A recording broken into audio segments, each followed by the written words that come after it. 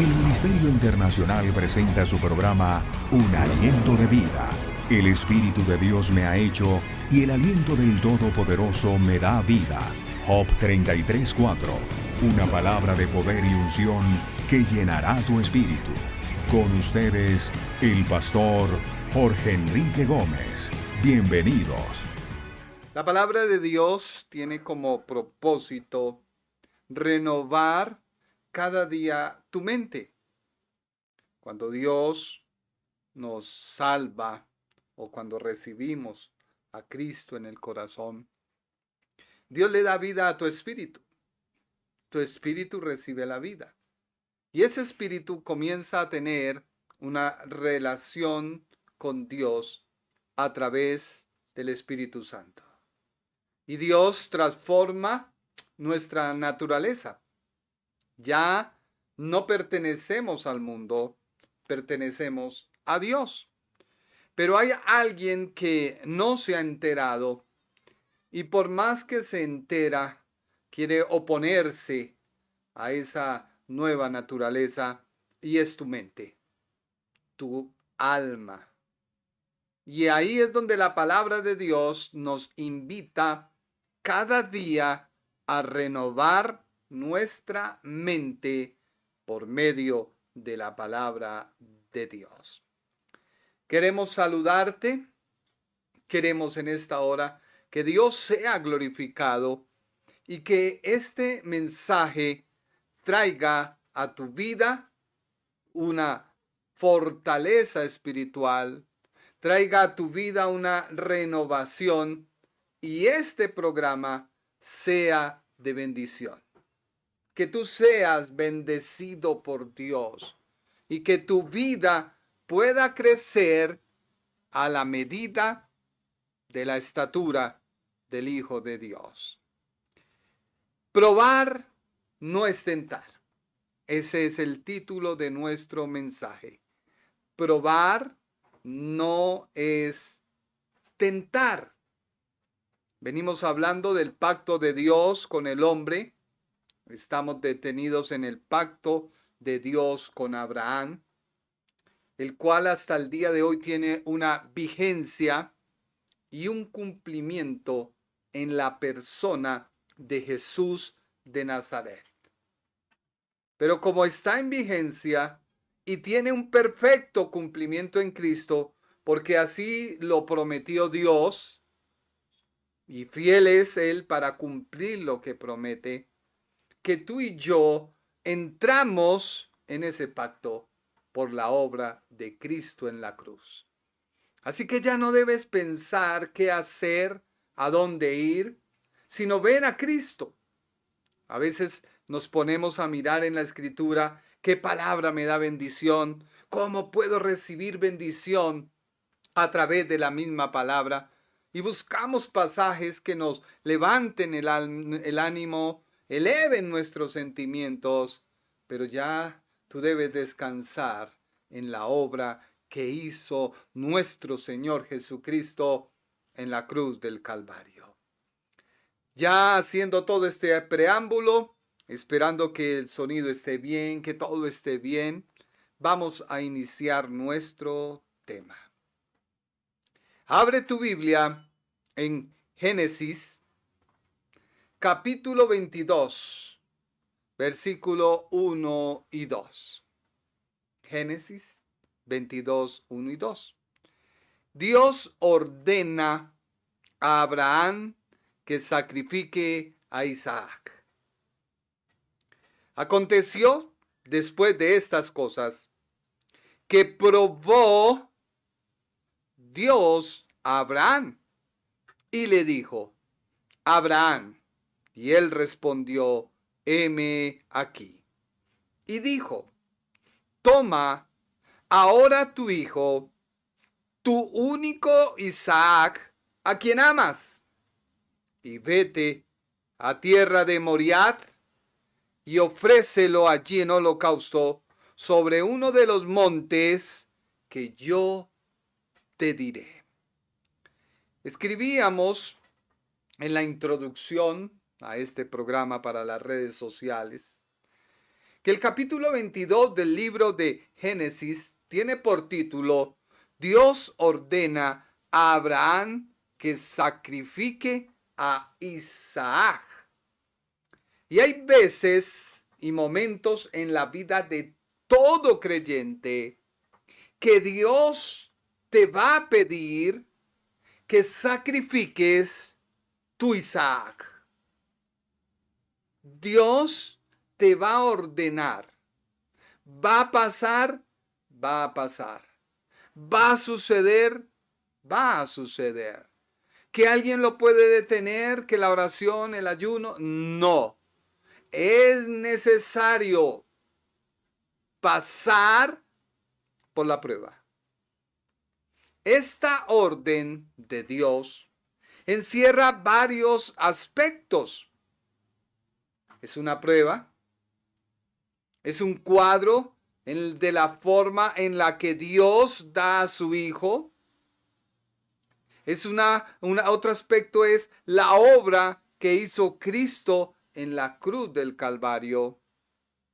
Y lo más importante es que hay una diferencia entre ser probado y ser tentado.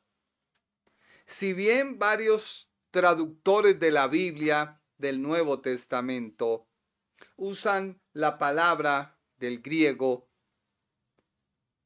para denotar que la tentación es igual que la prueba. La palabra griega peirasmos, según la Biblia o los traductores, usan la misma palabra, pero debemos entender, cuando tú leas la Escritura, el contexto de lo que Dios está hablando. La prueba no es lo mismo que ser tentado. Muchas veces predicamos y decimos, pero al estudiar la Biblia en todo su contexto, no podemos decir que es lo mismo. Aunque tienen la misma raíz del griego, la tentación no es producto de Dios, sino la tentación es producto de tu propia carnalidad, de tu alma, no de tu espíritu. Porque este pasaje, Génesis 22, no habla de tentación. Habla de que Dios va a probar a Abraham. En otras palabras, Dios va a hacer un examen a Abraham, una evaluación, donde Abraham demuestra que tiene una actitud, porque eso hace la prueba. La prueba hace salir de ti cuál es tu actitud hacia Dios con referencia a lo aprendido. ¿Cuál es tu actitud en referencia a Dios con el conocimiento que tienes de Él? Así que Abraham hace o demuestra una actitud de total obediencia. Abraham muestra una actitud de total dependencia. Y Abraham, ante todo, muestra un total conocimiento de quién es Dios. Te voy a decir algo que quizás va a causar polémica, pero debemos tener un espíritu crítico, analítico, en el sentido de que la Biblia dice que probemos los espíritus, si son de Dios o no lo son. Prueba lo siguiente que te voy a decir. La gente no va al infierno por hacer cosas malas, porque adultera, porque fornica, porque roba, porque miente. Quizás algún religioso que me escucha dirá, pero ¿qué está diciendo este? Las muchas letras te están matando. No, la gente no va al infierno por hacer cosas malas, sino por no tener una relación y comunión con Dios. Escúchalo bien. La gente va al infierno por no tener una relación y comunión con Dios. ¿Por qué? Porque la relación y la comunión con Dios es la que cambia, renueva tu mente, tu vida, para que no hagas cosas malas y por lo tanto no vayas al infierno. Porque si fuera por obras, pues mucha gente ya tendría ganado el cielo.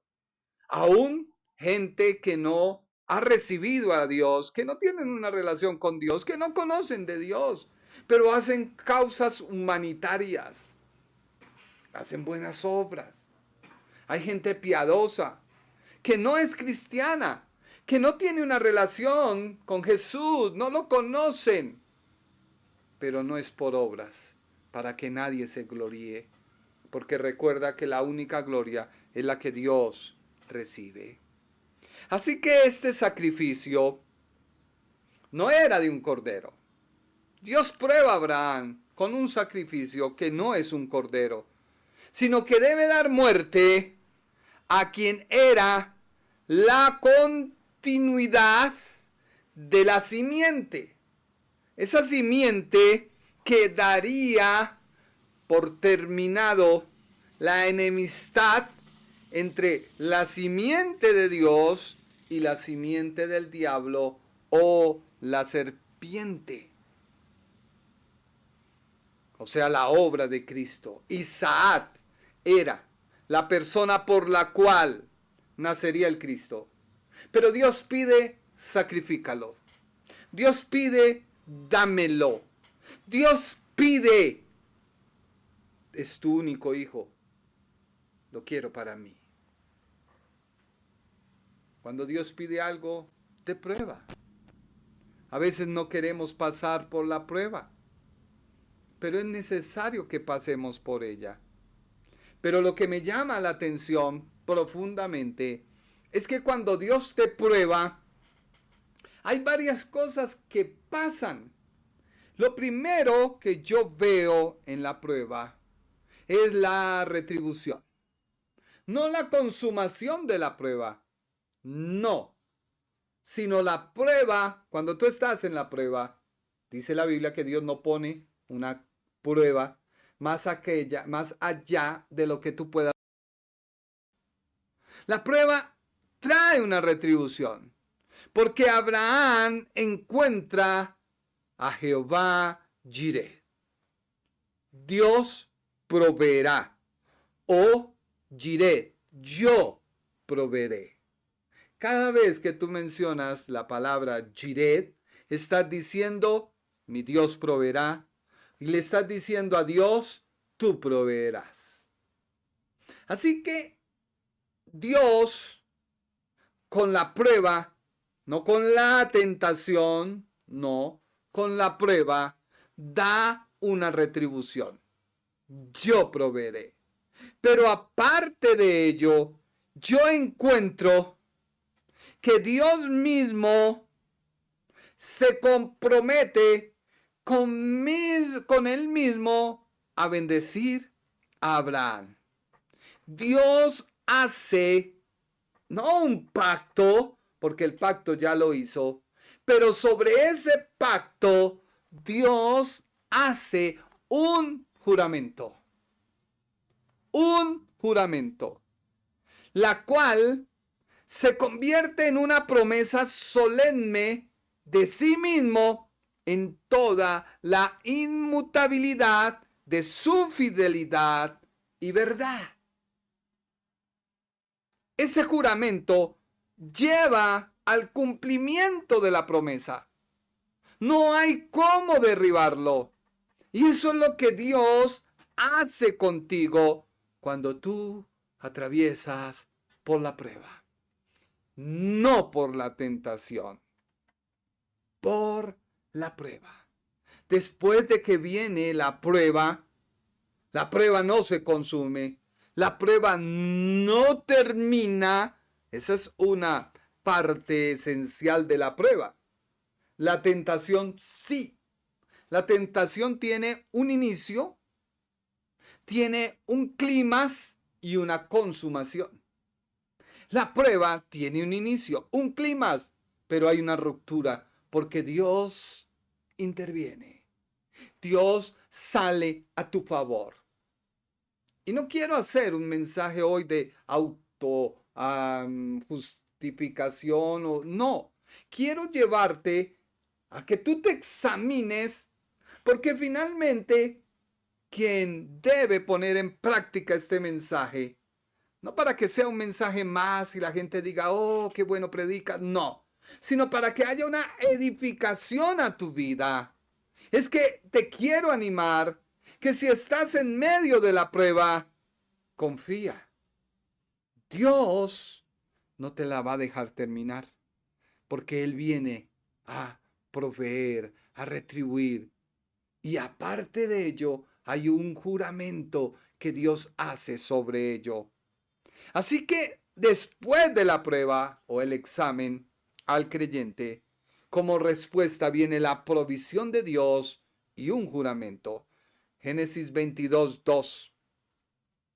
La prueba, el inicio.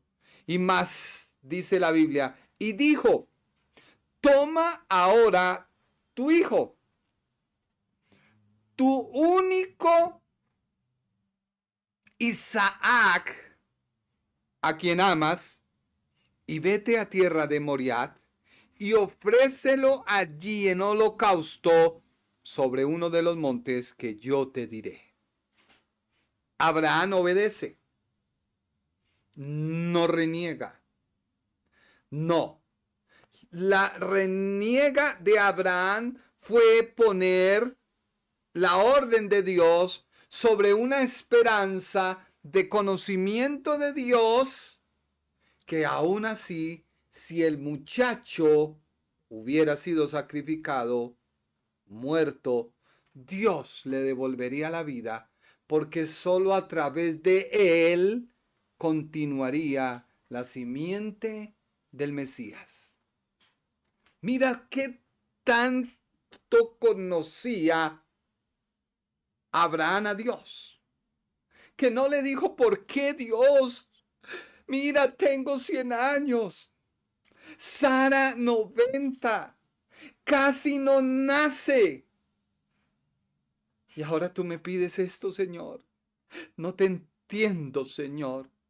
Es lo mismo que la gente que reniega acerca de la ofrenda, acerca del diezmo. Tú no entiendes que el beneficio de dar no es para quien tú lo das. No, es la responsabilidad de quien lo recibe. Eso es diferente.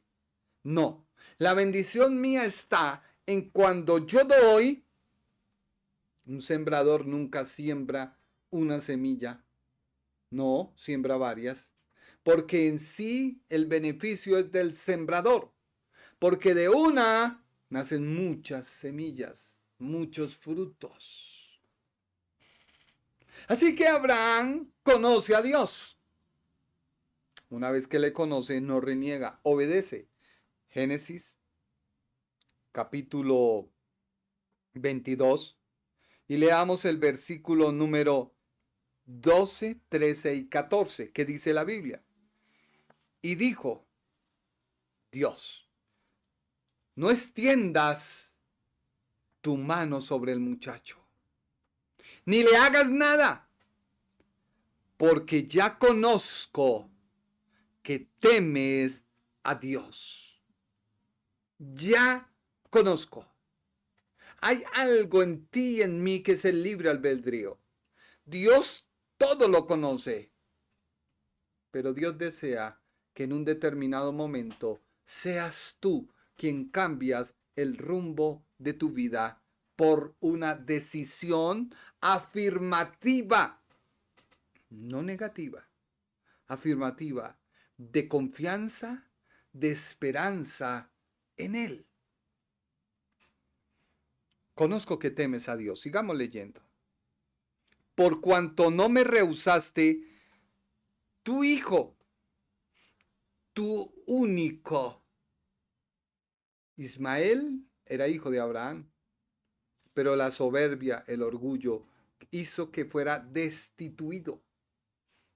El orgullo y la carne nos destituye de las cosas de Dios.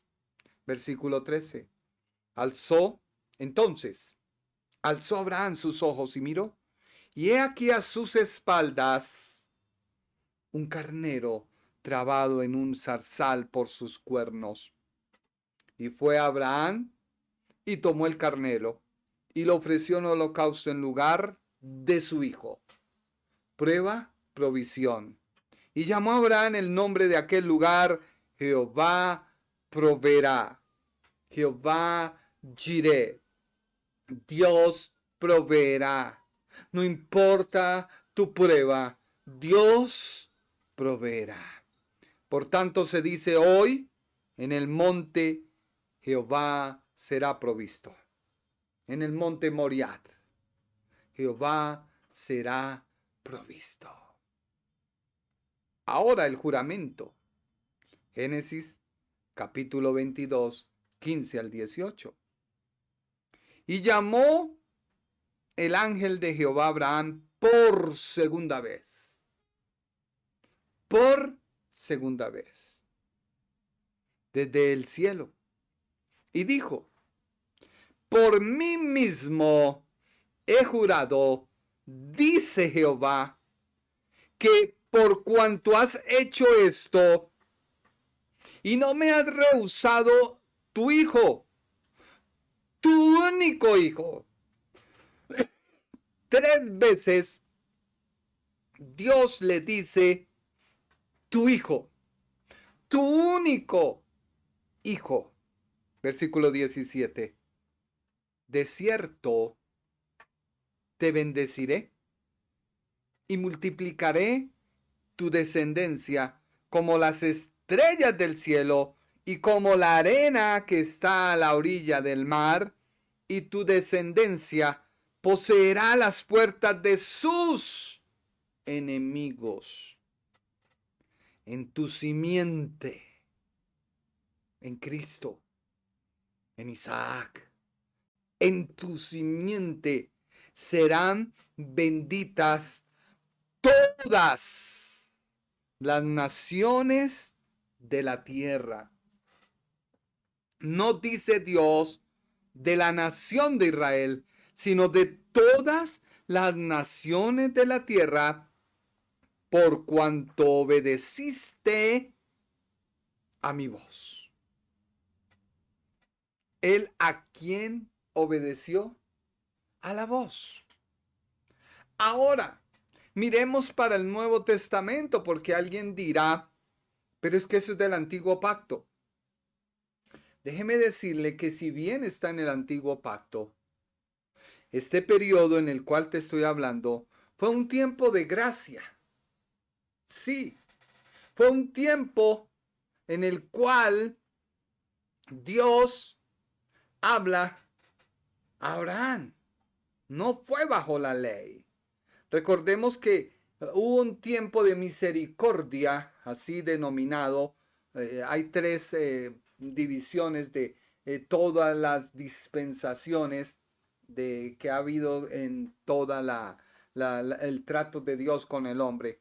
Pero entre los 3 grupos principales está la misericordia. La misericordia nace en Génesis capítulo 1 hasta Éxodo capítulo 19. Prácticamente muy poco, un capítulo y todo el libro de Génesis y la mitad casi de Éxodo. No alcanza. Misericordia. El hombre recibe lo que no merece. Luego viene la ley que arranca de Éxodo capítulo 20, cuando Dios da la ley, Éxodo capítulo 20, hasta Juan y parte capítulo 1 de Hechos. Porque ahí termina la ley.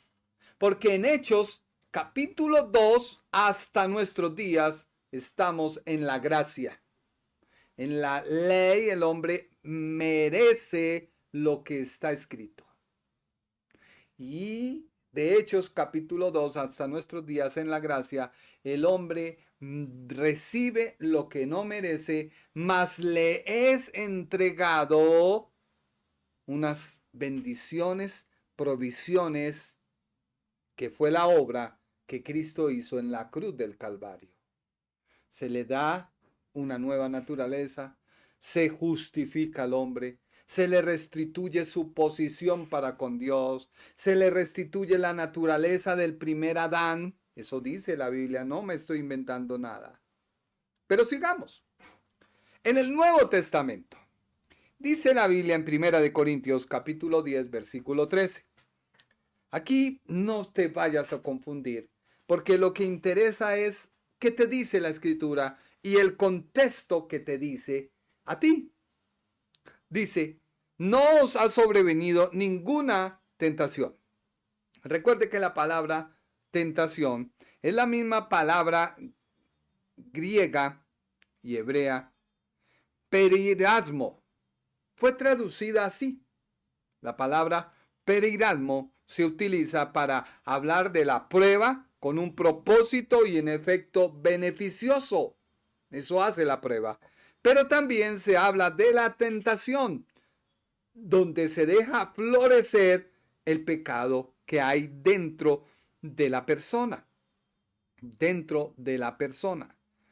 No os ha sobrevenido ninguna tentación. Ahí en cambio de tentación coloca prueba. No os ha venido o no os ha sobrevenido ninguna prueba que no sea humana. O sea, la prueba es de Dios. Pero fiel es Dios, que no os dejará ser tentados, pero no, coloca probado, más de lo que podéis resistir. O sea, la prueba no termina, porque Dios no te deja ir más allá de lo que tú no puedas resistir, sino que dará también juntamente con la tentación, pero no prueba, sino que dará también juntamente con la prueba la salida para que podáis soportar. O sea que la prueba trae una característica muy diferente a la tentación. Ahora, ¿qué hizo Dios con Israel? Deuteronomio capítulo 8, versículo 2 al 9. Y te acordarás, mucha gente que entra en tentación, le llaman a eso desierto. Y es un grave error. Porque tú puedes hacer todo lo que quieras, pero la Biblia no. Dios está diciendo, y te acordarás de todo el camino por donde te ha traído Jehová, tu Dios, todos estos 40 años en el desierto, para afligirte, para probarte, para saber lo que había en tu corazón, si habías de guardar o no sus mandamientos. Y te afligió, y te hizo tener hambre, y te sustentó con maná, como comida que no conocías tú ni tus padres la habían conocido, para hacerte saber que no solo de pan vivirá el hombre, mas de todo lo que sale de la boca de Jehová vivirá el hombre. Tu vestido nunca se envejeció sobre ti, ni el pie se te ha hinchado en estos 40 años. Reconoce asimismo en tu corazón que como castiga el hombre a su hijo, así Jehová tu Dios te castigará. Guardarás pues los mandamientos de Jehová tu Dios, andando en sus caminos y temiéndole. Leámoslo hasta ahí. Este pasaje fue dado bajo la ley. el hombre recibe lo que merece. Israel había dudado. Dios los somete a la prueba. Y los somete a la prueba, ¿por qué? Porque Dios no quería que se perdieran. Dios los aflige y los prueba. Pero recuerda que juntamente con la prueba, Dios dio alimento, Dios dio sustento y Dios andaba con ellos. Ahora reflexiona sobre lo que te voy a decir. Si pasas por una prueba y no ves esta constante, ¿cuál es la constante? De que Dios provee en medio de la prueba. De que la prueba no se ha de consumir. No. Te pongo un ejemplo. El apóstol Pablo dice que él estaba sufriendo un aguijón en su carne. Muchos teólogos hablan, yo no lo soy, te lo reitero, soy pastor. Muchos teólogos dicen que esa aflicción que él sufría era que era ciego. Error. Si tú lees el capítulo donde está, el apóstol describe qué era el aguijón. Y el aguijón tiene que ver con la persecución, con los naufragios. Pero si tú ves con la persecución, con los naufragios, nunca llegaron a un feliz término, me explico. Estuvo en Filipos, creo, y estaba predicando, y los judíos enemigos de la fe levantaron un tumulto que quisieron linchar al apóstol. Y los gentiles se suman a ello y apedrean al apóstol. ¿Él muere? No. Él no muere. Él no muere. Así que Dios lo aflige porque le dijo, es necesario que pases. Eso fue lo que le dijo por diferentes pruebas, luchas, para que sepas lo que cuesta. O sea, tú persigues y matas, ahora te perseguirán, pero no te matarán sino hasta que yo diga. Así que la prueba, una vez más te digo, tiene que tener una constante. No llega a su fin, viene una provisión de Dios, un juramento. Si esta constante, si esta bendición que es la retribución de Dios no está, déjame decirte que tú sí estás siendo tentado.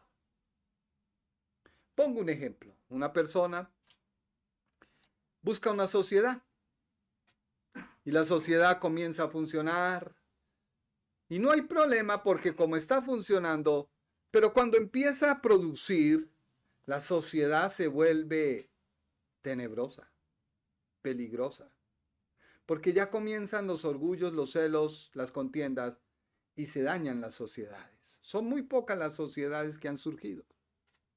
Y luego tú dices, Señor, tú me estás probando. No, tú entraste en una tentación.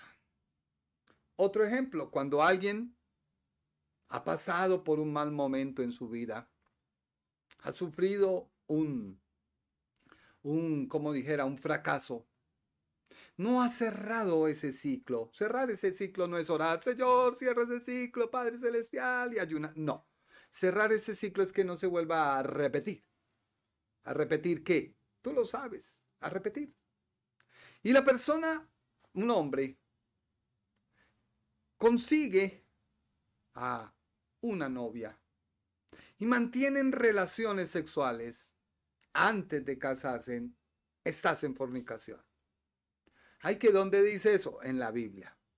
El propósito del matrimonio es que ambos lleguen a un feliz término y se casen y levanten unos hijos bajo la bendición del hogar. Pero si tú no lo haces y te unes con un yugo desigual no solamente que es un impío, no cumple también con tu misma profesión, con tus mismas expectativas, así tú quieras disfrazarlo de lo que quieras, tú en tu interior sabes que no. Y dices, Dios me ha probado, hermano. Y hubo un resultado de esa prueba que es un embarazo. Déjame decirte, no estás siendo probado. Fuiste tentado. ¿Por qué? Porque nuestra propia concupiscencia nos atrae. Mi propia concupiscencia me atrae, me seduce, y al poseer yo una naturaleza de pecado, se consume la tentación. Y siendo el pecado consumido, da a luz la muerte. En cambio, la prueba trae bendición. La tentación trae pecado y muerte. La prueba trae provisión y no termina. O sea que si una persona está en embarazo como resultado de fornicar, pues ¿qué provisión va a ser de Dios? No es ninguna provisión, es un pecado. Y si no se contrae matrimonio, es un hijo fuera del matrimonio. Por lo tanto, la Biblia dice bastardo. No lo digo yo. Pero bueno, dejemos ahí. No sé por qué me metí ahí. La Biblia dice en Santiago, capítulo 1, versículo 12 al 15, que dice la Biblia: bienaventurado el varón que soporta la tentación. Aquí sí no es prueba. Aquí es tentación, tentación. ¿Por qué? Porque la Biblia no dice que Dios le envía la prueba. No. La prueba viene de él mismo. Soporta la tentación. Porque cuando haya resistido la prueba, recibirá la corona de vida que Dios prometió a los que le aman. Cuando alguno es tentado, no probado, no diga que es tentado de parte de Dios. O sea, mire que la Biblia no se contradice. Dios prueba. Pero aquí está diciendo Santiago que la tentación no viene de Dios, viene de nosotros, viene de un agente externo, viene del diablo, viene del mundo. Porque lo más tremendo es cuando los cristianos dejan de ver la palabra, miran al mundo, copian al mundo y lo traen a su vida. Hoy existe la unión libre y es normal. La gente no se quiere comprometer a casarse porque ellos dicen, es que el día que nos casemos se acaba esto. Qué mentira más grande. Si tú ya adquiriste un matrimonio sin necesidad de ir a un altar, y lo peor, sin recibir la bendición de Dios. No, Dios bendijo a Adán y a Eva. Ahí está en la Biblia, búscalo. Pero sigamos.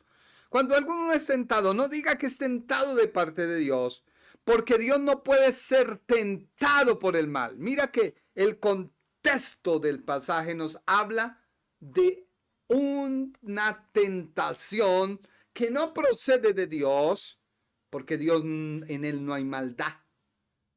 El día que Dios tiente a alguien, deja de ser Dios. Él sí puede probar. Y ya lo vamos a ver, pero no tentar. ¿Por qué? Cada uno es tentado cuando de su propia concupiscencia es atraído y seducido.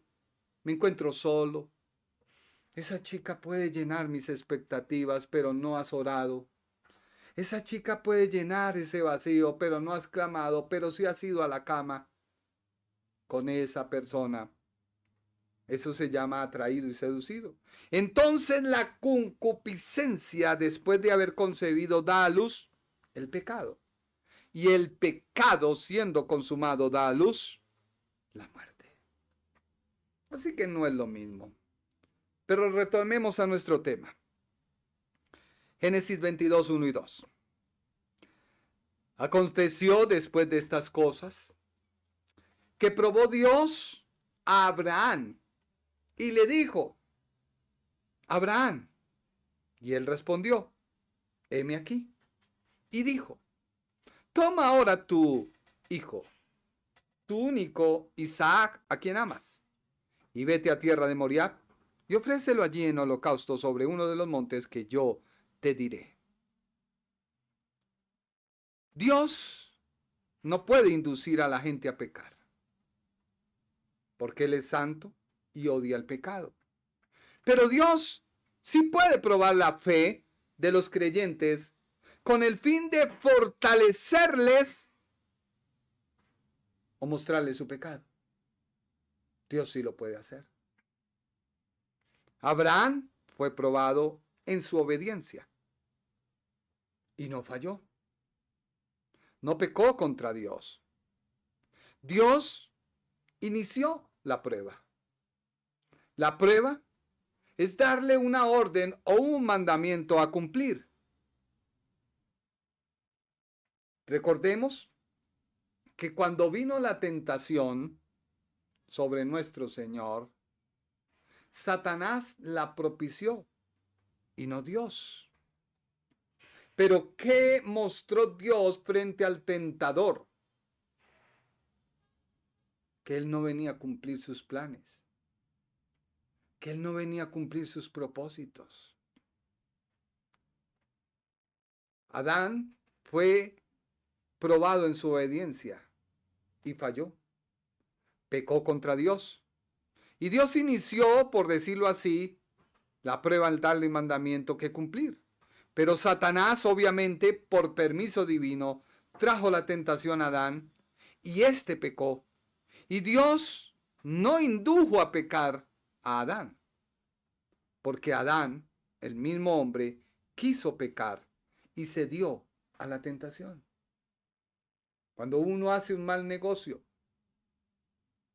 ve que es bueno, pero no ve el trasfondo. Lo toma, lo hace y luego, Dios mío, ¿por qué me has desamparado? Pero es que fuiste tú. Job fue probado. ¿Sí? Dios mismo introduce el tema de Job en una conversación con Satanás. Inició así el diablo al tentarlo o probarlo. Dios prueba la persistencia de Job. Para ello usó a Satanás, quien es especialista en tentar. David fue tentado por Satanás. Inició un censo que no le era permitido. Su orgullo pecaminoso le lleva a caer. Pero Dios, amando a David, no dejó que se consumiera el pecado. El apóstol Pedro fue probado. Dice la Biblia que él dijo, Señor, hasta la muerte. Y el Señor le dijo, Satanás os ha pedido para zarandearlos, pero yo he rogado a Dios que tu fe no falte, que ese conocimiento de lo que soy yo, Jesús, tú lo tengas presente. En todo esto vemos que las pruebas son necesarias para nuestro crecimiento. Y Dios las permite en su soberanía voluntad, pero nunca tiene como propósito conducir al hombre a pecar. La prueba fortalece la fe del creyente y hace que reconozca su propia fragilidad y dependencia de Dios. Sí, no podemos depender de nosotros mismos. Ahora, si pudiéramos establecer una diferencia entre las palabras tentar y probar, sería esta. La prueba viene de parte de Dios y tiene como propósito fortalecer la fe del creyente, reconociendo su propia debilidad y necesidad del poder de Dios. Es como cuando el hijo de uno va al colegio, escucha la clase. ¿Cómo saber si él adquirió conocimientos? por medio de un pequeño quiz, prueba o examen. Y él plasma todo lo que ha recibido, captado de lo que ha oído, visto en el examen. Y el profesor puede establecer si ha aprendido o no. Déjame decirte, eso Dios hace contigo. Duele, duele.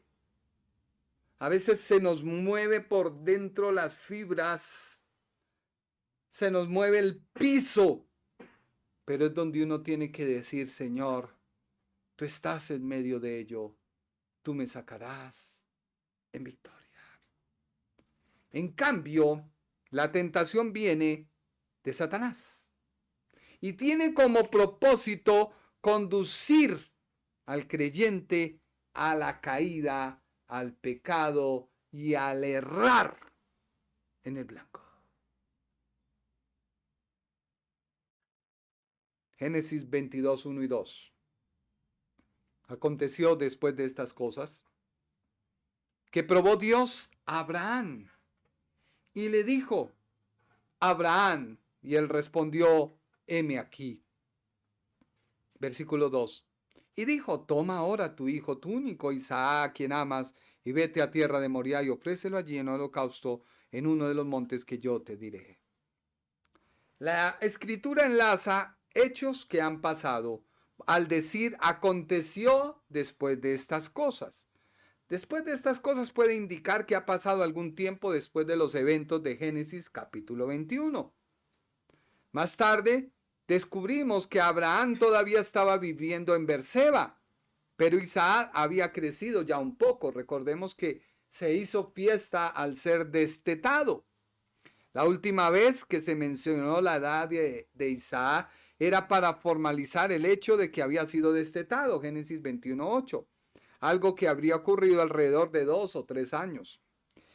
Pero vemos en Génesis 22 del 3 al 4 que Isaac puede viajar sin su madre, que puede sostener una conversación como adulto, Génesis 22:7, y que puede llevar la leña para el fuego del sacrificio, Génesis 22:6.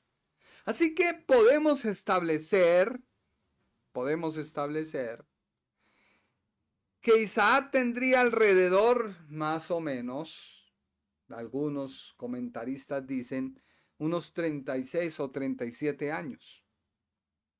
¿Por qué? Porque Sara muere a la edad de 127 años, Génesis 23:1.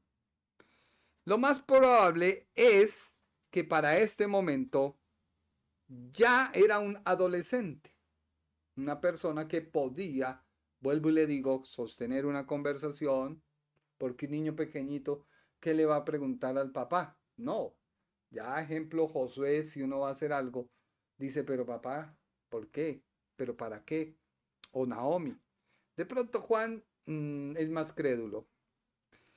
Pero el capítulo 22 de Génesis nos representa la manera en que Dios elige a Abraham para probar su fe.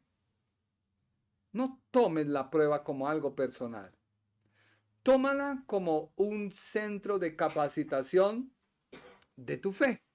Porque lo que me hace pecar a mí es mi naturaleza de pecado. Alguien dijo, es que en Romanos capítulo 7, él dice el apóstol, sí. Pero si tú lees detenidamente Romanos capítulo 6, Romanos capítulo 7 y Romanos capítulo 8, Romanos capítulo 6 dice que estamos bautizados en Cristo. O sea, nos habla acerca de la conversión. Nos habla del proceso que sufres tú cuando recibes a Cristo. Romanos capítulo 7 habla después de la conversión. ¿Qué sucede en ti? Vienen cosas a tratar de desviarte y de negar la obra que se hizo en Romanos capítulo 6. Entonces la carne quiere luchar y llevarte y decirte por mi culpa, por mi grandísima culpa. Y tú te quedas ahí y no permites que la revelación de la palabra llegue a tu vida y quite toda esa telaraña, toda la mentira del diablo, no puede ser transformado.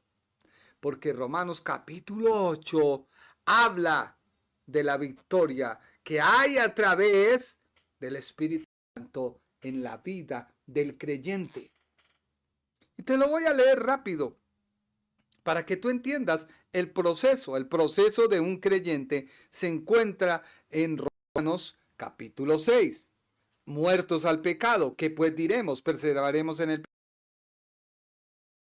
De manera, en el original dice, perseveraremos en el pecado para que la gracia abunde. En el original dice, no sea estúpido. Perdone la expresión, alguien dirá, ay, qué grosero. No, dice, no sea estúpido. Porque los que hemos muerto al pecado, ¿cómo viviremos aún en él? Es una estupidez volver a pecar. Porque tu naturaleza de pecado fue destruido por Cristo en la cruz. Fue derribado por su obra. No puedes tener más ya naturaleza de pecado. Ahora, el capítulo 7. Dice el apóstol, comienza a hablar acerca de una analogía. ¿Acaso ignoráis, hermanos? Pues os hablo para los que conocen la ley, que la ley se enseñorea del hombre entre tanto vive. Y comienza el apóstol a hablar y comienza a decir, porque el pecado tomando ocasión por el mandamiento me engañó. Entonces comienza esa lucha. ¿Será que el Señor me perdona? ¿Será que tengo que pedir y destruir todas esas maldiciones generacionales? ¿Será que todavía por lo que me hablé con la vecina en conversa el Señor se disgustó?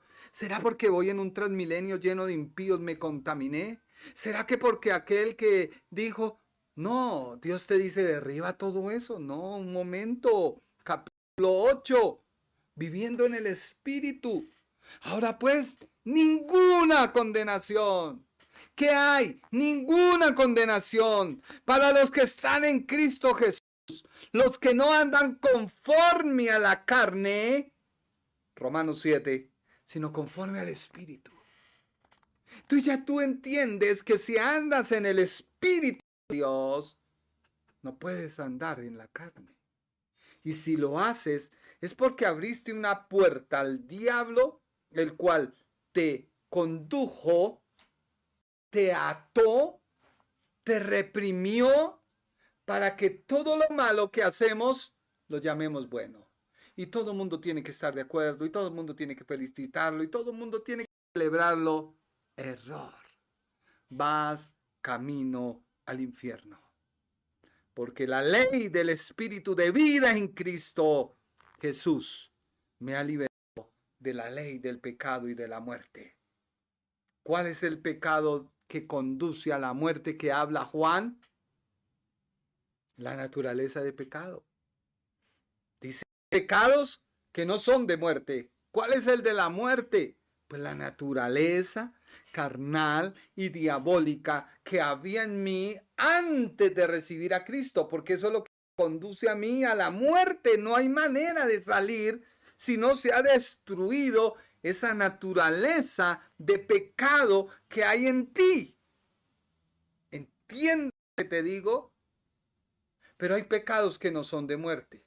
Son aquellos errores que se cometen estando tú con una nueva naturaleza, pero que necesitas renovar eso para no volverlo a cometer y seguir en victoria.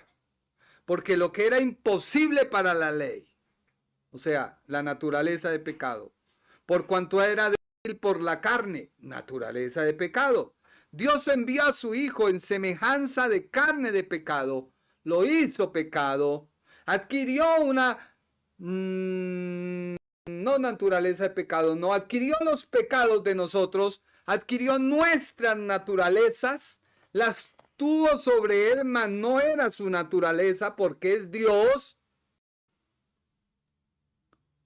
condenó al pecado en su carne. Eso es lo que dice la Escritura. Para que la justicia de la ley se cumpliese en nosotros, que no andamos conforme a la carne, sino conforme al Espíritu. Revísate si lo que tú llamas prueba Más bien es una tentación en la cual tú caíste porque tú te lo buscaste. Hay una solución: poner las cosas en orden. ¿Qué es en orden? Si estás en una mala sociedad, pues lo mejor es, usted lo dijo. Si estás viviendo en fornicación, lo mejor es, usted lo dijo, no siga. Yo lo repito. Si estás haciendo algo indebido, estás fuera del Señor, ven a Él.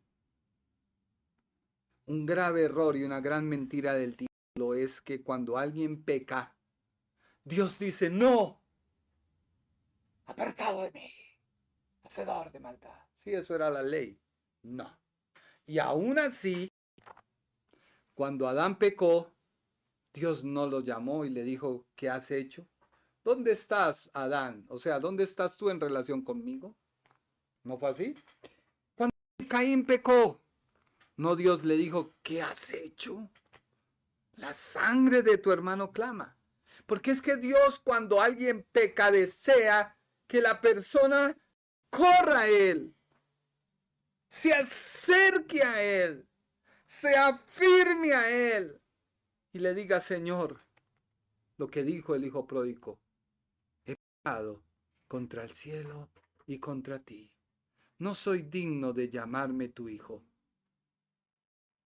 Eso pensó él. Pero cuando llega al Padre, el Padre lo recibe, no lo deja hablar. Eso él lo dijo allá, diciendo: no, voy a hacer esto, voy a hacer aquello. Pero cuando corre a los brazos del Padre, el Padre lo toma. No lo deja hablar. No. Sino que dice: vaya, lávenlo, póngale la mejor ropa y denle un anillo. El anillo es autoridad. Eso hace el Padre. Por eso, has caído por una tentación, ve y corre al Padre, pero deja de hacer lo que estás haciendo, que es pecado, y corre. Espero que este programa sea de bendición a tu vida. No deseo ofenderte. La palabra de Dios tiene como propósito confrontarnos, alentarnos, edificarnos. Y espero que este programa haya sido de edificación a tu vida. Compártelo. Mi anhelo no es difundir mi nombre, no, sino que la palabra de Dios corra y que alguien que lo necesita pueda escucharlo. Muchas gracias por su tiempo. Que Dios te bendiga. Que Dios te guarde.